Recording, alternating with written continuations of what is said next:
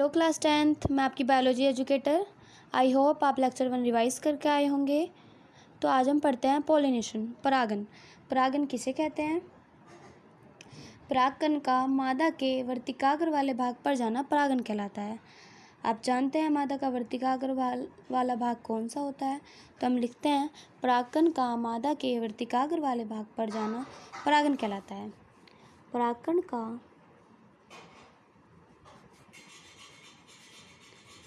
मादा के वर्तिकाग्र वाले भाग पर जाना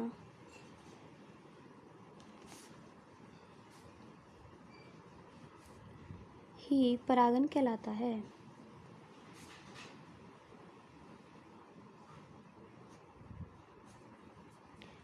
परागन के दो भाग होते हैं।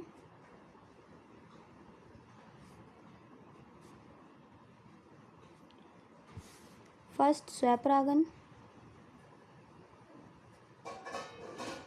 नेक्स्ट परपरागन।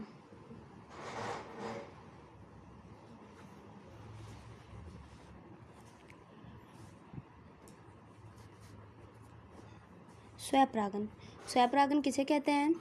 परागकणों का उसी पुष्प के मादा वाले भाग पर जाना स्वपरागन कहलाता है। तो हम लिखते हैं इसमें परागकणों का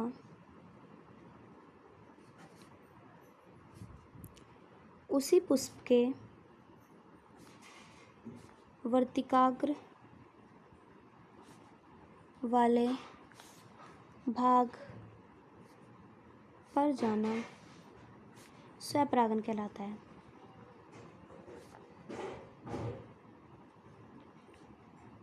तो एक बार समझ लेते हैं ये पुष्प की संरचना है।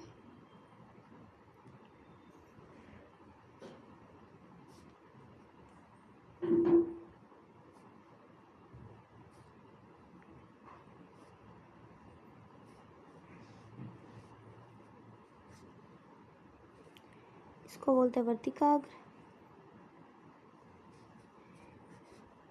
ये परागकोश।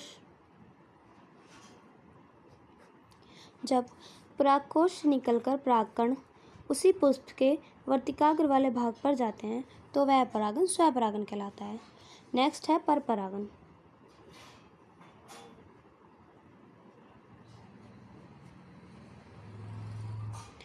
परागकण का दूसरे पुष्प के वर्तिकाग्र वाले भाग पर जाना परपरागन कहलाता है। परागकणों का दूसरे पुष्प के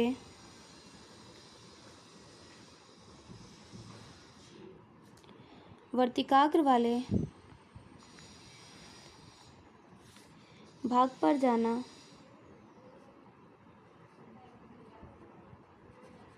परपरागन कहलाता है।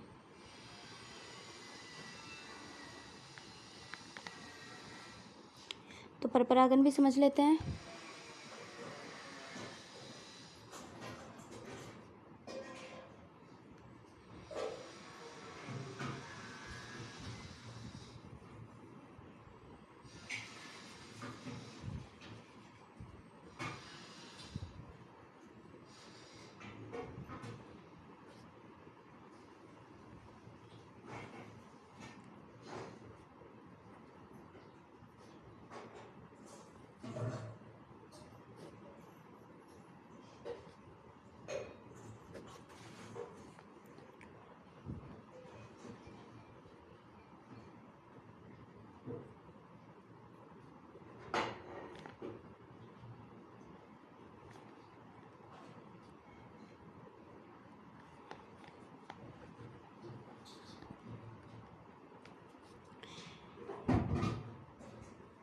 परागकणों का एक पुष्प से निकलकर दूसरे पुष्प के वर्तिकाग्र वाले भाग पर जाना परपरागन कहलाता है। परागकोश से निकलकर एक पुष्प के परागकोश से निकलकर जब परागकण दूसरे पुष्प के वर्तिकाग्र वाले भाग पर जाते हैं तो वह परागन परपरागन कहलाता है।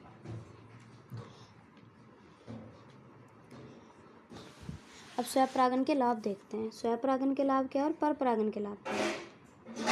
स्वपरागन के लाभ। स्वपरागन में माध्यम की आवश्यकता नहीं होती है। परपरागन में माध्यम की आवश्यकता होती है। स्वपरागन में जो परागकण होते हैं वो अधिकतर नष्ट नहीं होते हैं। तो लिखते हैं फर्स्ट पॉइंट, स्वपरागन में माध्यम की आवश्यकता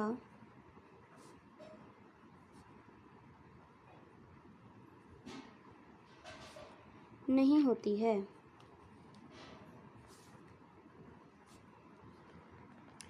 नेक्स्ट पॉइंट है, इसमें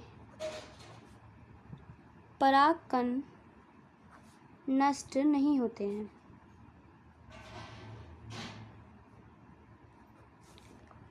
स्वपरागन के द्वारा शुद्ध वंशक्रम बना रहता है। इसमें शुद्ध वंशक्रम बना रहता है।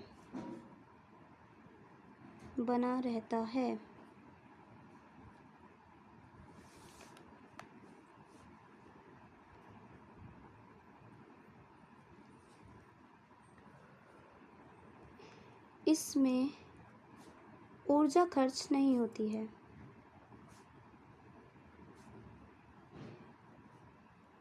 अब स्वपरागन की हानि देखते हैं।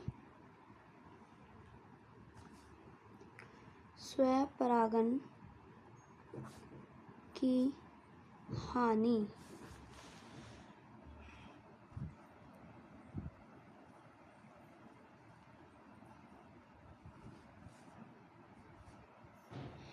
स्वपरागन के द्वारा नई जातियों का विकास नहीं हो पाता है।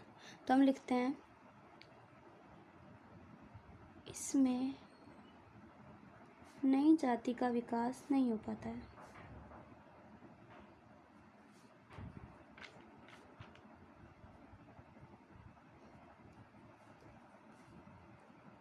और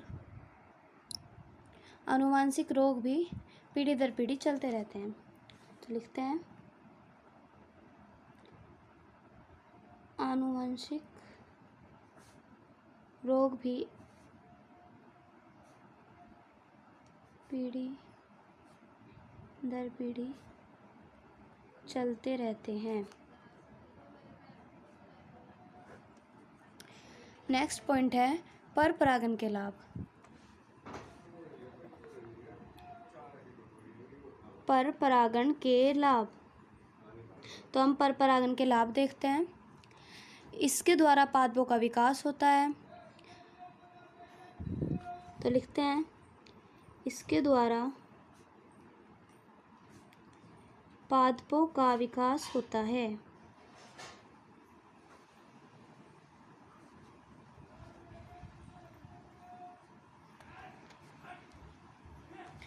परपरागन में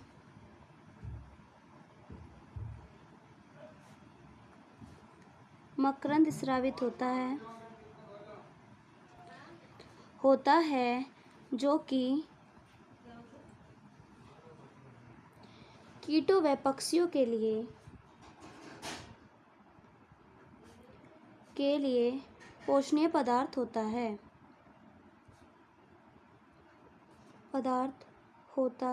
है। इसमें नई जातियों का विकास भी होता रहता है। नई जाति का विकास भी होता है।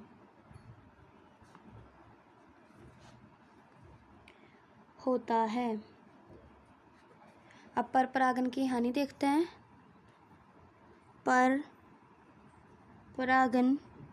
की हानि,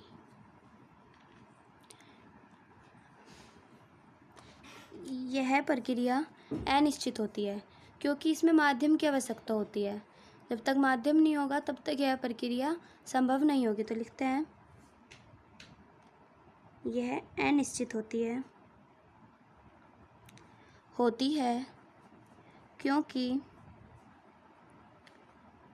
इसमें माध्यम की आवश्यकता होती है।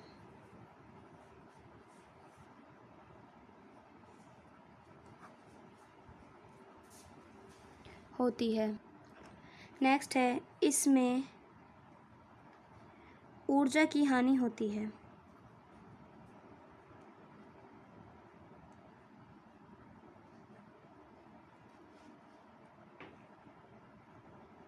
परागकण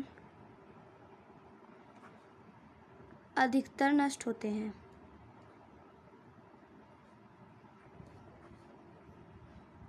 परागकण अधिकतर नष्ट हो जाते हैं। तो एक बार फुल रिकैप करते हैं। स्टार्टिंग में हमने पढ़ा परागन, पोलिनेशन। परागन क्या होता है? परागकण का मादा के वर्तिकाग्र वाले भाग पर जाना परागन कहलाता है। परागन के दो भाग होते हैं, स्वयंपरागन, परपरागन। स्वयंपरागन क्या होता है? परागकणों का उसी पुष्प के वर्तिकाग्र वाले भाग पर जाना स्वयंपरागन कहलाता है। परपरागन, परागकणों का दूसरे पुष्प के वर्तिकाग्र वाले भाग पर जाना परपरागन कहलाता है। स्वयंपरागन के लाभ: स्वयंपरागन में माध्यम की आवश्यकता नहीं होती है। इसमें परागकण नष्ट नहीं होते हैं, शुद्ध वंशक्रम बना रहता है और ऊर्जा भी खर्च नहीं होती है। हानि: इसमें नई जाति का विकास नहीं हो पाता है और आनुवंशिक रोग भी पीढ़ी दर पीढ़ी चलते रहते हैं। परपरागन के लाभ: इसके द्वारा पादपों का विकास होता है। परपरागन में मकरंद स्रावित होता है, जो कि कीट व पक्षियों के लिए पोषणीय पदार्थ होता है। इसमें नई जातियों का विकास भी होता है।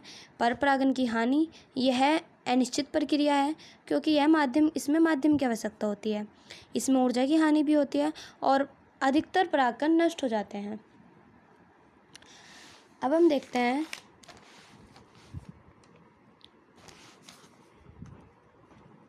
परागकण के माध्यम।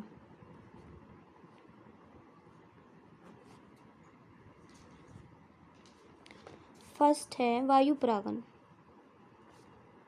वायु परागन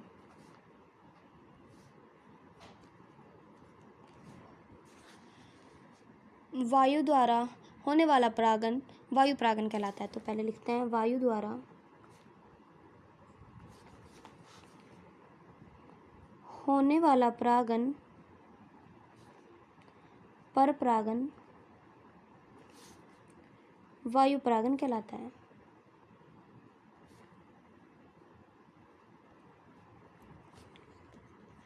वायु परागन में पुष्प छोटे, रंगहीन और मकरंदहीन होते हैं। हम लिखते हैं इसमें पुष्प छोटे, रंगहीन, मकरंदहीन होते हैं।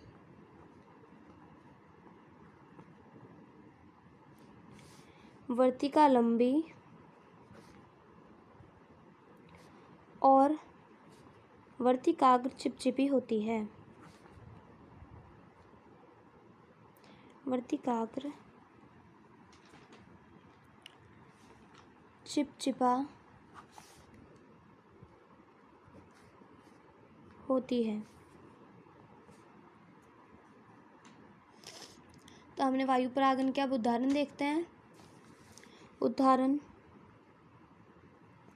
गेहूं और मक्का। गेहूं और मक्का में वायु परागन पाया जाता है। नेक्स्ट है जल परागन।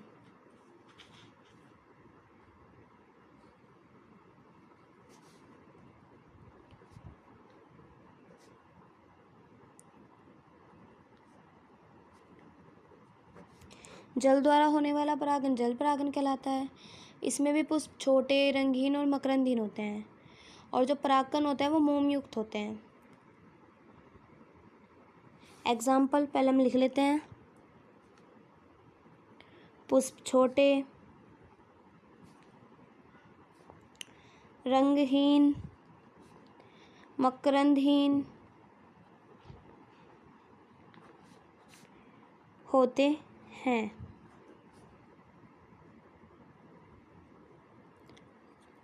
एग्जाम्पल उदाहरण: हाइड्रिला। हाइड्रिला में जल परागन पाया जाता है। नेक्स्ट है कीट परागन। कीट परागन कीट द्वारा होने वाला परागन कीट परागन कहलाता है। जो 80% पर परागन होता है वो कीटों द्वारा ही होता है। इसमें पुष्प बड़े होते हैं, रंगीन होते हैं और मकरंद युक्त होते हैं। तो लिखते हैं 80% पर परागन कीटों द्वारा होता है। कीटों द्वारा होता है। इसमें पुष्प बड़े रंगीन और मकरंद युक्त होते हैं।